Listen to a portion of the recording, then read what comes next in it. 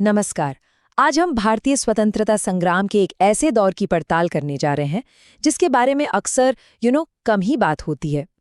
ये गांधी के आने से पहले का दौर था। एक ऐसा समय जब आज़ादी की लड़ाई बमों से, पिस्तौलों से और एक जबरदस्त हिम्मत से लड़ी जा रही थी।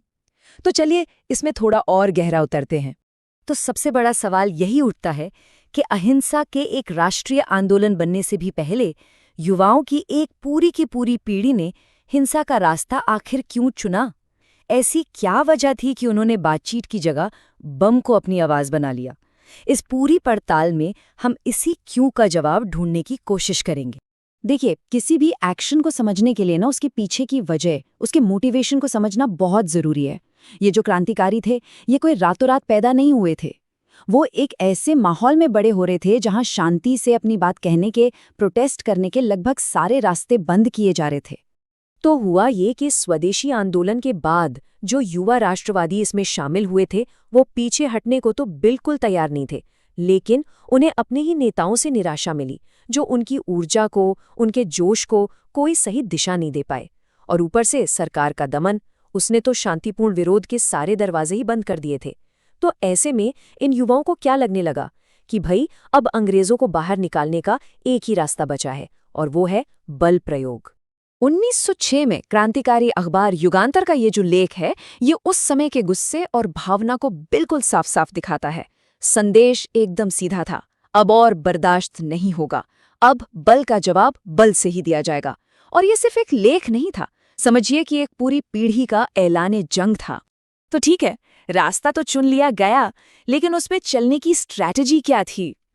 इन क्रांतिकारियों का जो तरीका था वो बहुत सोचा समझा था, बहुत खास था। वो सिर्फ आंख बंद करके हिंसा नहीं कर रहे थे, उनके पास एक पूरा का पूरा खाका था, एक ब्लूप्रिंट था। उन्होंने प्रेरणा कहाँ से ली? रूस और आयरलैंड के क्रांतिकारियों से। उनकी कार्यप्रणाली का जो केंद्र था वो था इंडिविजुअल हीरोइक एक्शन। इसका मतलब ये था कि वे पूरे देश में एक साथ कोई जन क्रांति करने की कोशिश नहीं कर रहे थे, बल्कि उनका पूरा ध्यान कुछ चुनिंदा साहसी कार्यवाहियों पर था। अच्छा, अब इस स्लाइड में जो चीज सच में दिलचस्प है वो है उनका ये रणनीतिक चुनाव। उन्होंने एक मास रेवोल्यूशन यानी जन क्रांति के विचार को खारिज कर दिया। क्यों? क्योंकि उन्हें लगा कि देश अभी उसके लिए तैयार नहीं है और सेना को अपनी तरफ करना भी बहुत मुश्किल है। तो इसके बजाय उन्होंने छोटे छोटे लेकिन बहुत असरदार हमले करने का फैसला किया। मकसद ये था कि शासकों के दिल में खौफ पैदा किया जाए और लोगों के मन से डर को निकाला जाए। उनकी टूलकिट में कई चीजें थीं। वो उन ब्रिटिश अधिकारियों को निशाना बनाते थे जो बहुत अलोकप्रिय थे, जिन्हें वो जालिम मानते थे। अपनी गतिविधियों के लिए पैसा इकट्ठा करने के लिए वो अमीरों के घरों पर स्वदेशी डकैती करते थे। और हाँ, जब पहला विश्व युद्ध शुरू हुआ तो उन्होंने ब्रिटेन के दुश्मनों जैसे जर्मनी से मदद लेकर बड़ी बड़ी सैन्य साजिशें भी रची। और इस क्रांतिकारी आग का जो एपिसेंटर था वो था बंगाल। 1905 के बंगाल विभाजन ने जो चिंगारी लगाई थी वो बहुत जल्द एक धधकती हुई ज्वाला में बदल गई, और इस ज्वाला का नेतृत्व कर रहे थे बंगाल के युवा क्रांतिकारी। ये टाइमलाइन दिखाती है कि बंगाल में जो घटनाएं थीं वो कितनी तेजी से बढ़ीं। देखिए, 1902 में गुप्त सोसाइटियों से शुरुआत हुई। 1908 तक आते आते प्रफुल्ल चाकी और खुदीराम बोस ने जज किंग्सफोर्ड पर बम फेंक दिया। खैर, बम गलत गाड़ी पर जा लगा, लेकिन खुदीराम पकड़े गए और सिर्फ 18 साल की उम्र में उन्हें फांसी दे दी गई। वो देश के सबसे युवा शहीदों में से एक बन गए। फिर 1912 में दिल्ली के चांदनी चौक में वाइसराय हार्डिंग पर बम फेंकने की वो हिम्मत भरी घटना हुई, और वर्ल्ड वॉर के दौरान जर्मनी से हथियार लाकर एक देशव्यापी विद्रोह की भी कोशिश की गई। और इस पूरे दौर की जो भावना थी ना, उसे जतीन्द्र नाथ मुखर्जी के इन शब्दों से बेहतर शायद ही कुछ और बता सकता है। लोग उन्हें बाघा जतिन के नाम से जानते थे। कहते हैं कि उन्हें ये नाम तब मिला जब उन्होंने बिना किसी हथियार के अकेले ही एक रॉयल बंगाल टाइगर को मार गिराया था। उनका विश्वास था, हम राष्ट्र को जगाने के लिए मरेंगे। ये सिर्फ एक नारा नहीं था, ये इन क्रांतिकारियों का जीवन दर्शन था। पर यह लड़ाई सिर्फ भारत की जमीन पर नहीं लड़ी जा रही थी। नहीं, इसकी गूंज विदेशों में भी सुनाई दे रही थी, जहां भारतीय क्रांतिकारी एक ग्लोबल नेटवर्क बनाकर आज़ादी की लौ को जलाए हुए थे। चलिए देखते हैं कि ये सब कैसे काम कर रहा था। तो देखिए, लंदन में श्यामजी कृष्ण वर्मा का इंडिया हाउस वीडी सावरकर जैसे कई क्रांतिकारियों का एक तरह से गढ़ बन गया था। पेरिस से मैडम भीकाजी कामा वंदे मातरम जर्नल निकाल रही थीं, और ये वही थीं जिन्होंने 1907 में जर्मनी में पहली बार भारत का झंडा फहराया था। बर्लिन में क्रांतिकारियों ने जर्मनी के साथ मिलकर योजनाएं बनाई, और उत्तरी अमेरिका में पंजाबी अप्रवासियों ने गदर पार्टी की स्थापना की, जिसका सिर्फ एक मकसद था, भारत में सशस्त्र विद्रोह करना। गदर आंदोलन को अगर सबसे ज्यादा किसी चीज से बल मिला तो वो थी एक घटना जो इतिहास में कोमागाटा मारू कांड के नाम से जानी जाती है। ये कहानी तो एक जहाज की है, लेकिन इसने पंजाब में क्रांति की आग को इतना भड़का दिया कि हजारों लोग विद्रोह के लिए तैयार हो गए।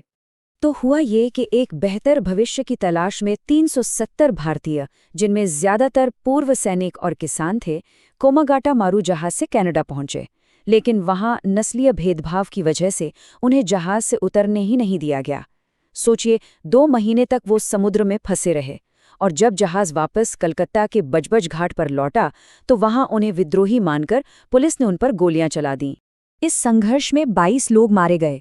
ये आंकड़ा सिर्फ एक संख्या नहीं है, ये उस अन्याय और अपमान का प्रतीक था जिसने गदर पार्टी के हजारों सदस्यों को अपना सब कुछ छोड़कर भारत वापस आने और एक सशस्त्र विद्रोह करने के लिए प्रेरित कर दिया। तो गदर पार्टी ने 21 फरवरी 1915 को फिरोजपुर, लाहौर और रावलपिंडी के छावनियों में एक साथ विद्रोह की तारीख तय की। योजना बहुत बड़ी थी, बहुत महत्वाकांक्षी थी, लेकिन एक मुखबिर की वजह से ये पूरी योजना अंग्रेजों तक पहुंच गई और इसे बड़ी बेरहमी से कुचल दिया गया। तो इस पहले चरण की जो क्रांतिकारी गतिविधियां थीं, उनका नतीजा क्या निकला?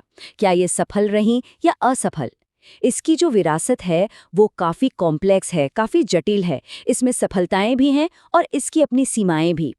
देखिए, पहले विश्व युद्ध के बाद ये लहर धीरे धीरे धीमी पड़ गई। इसके कई कारण थे।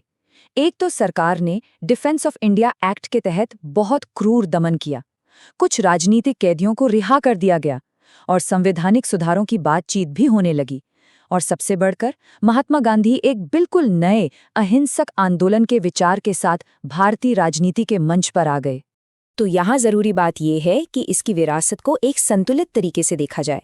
एक तरफ तो इन क्रांतिकारियों ने एक निडर राष्ट्रवाद का प्रचार किया और युवाओं की एक पूरी पीढ़ी को इंस्पायर किया। गदर आंदोलन तो पूरी तरह से धर्मनिरपेक्ष था, लेकिन दूसरी तरफ उनका सामाजिक आधार काफ़ी संकीर्ण था, मतलब लिमिटेड था। खासकर बंगाल में, जहाँ हिंदू धार्मिक प्रतीकों पर जोर देने की वजह से मुस्लिम आबादी काफ़ी हद तक अलग थलग हो गई। और हाँ, वो आम जनता को अपने साथ जोड़ने में नाकाम रहे। और ये जो कोट है, ये उनके अंतिम लक्ष्य को बहुत ही शानदार ढंग से साफ करता है। जैसा कि सुभाष चंद्र बोस ने बाद में लिखा, उनका मकसद कोई आतंक फैलाना नहीं था, उनका मकसद था क्रांति। एक ऐसी क्रांति जिसका अंतिम लक्ष्य भारत में एक राष्ट्रीय सरकार की स्थापना करना था। तो अंत में ये सवाल बचता है, हम इन लोगों को कैसे याद रखें? क्या वो देशभक्त नायक थे जिन्होंने देश के लिए अपनी जान कुर्बान कर दी, या फिर वो हिंसक चरमपंथी थे जिनका रास्ता गलत था? शायद इसका जवाब इन दोनों के बीच कहीं है। और ये सोचना हमें इतिहास की जटिलताओं को और बेहतर ढंग से समझने में मदद करता है।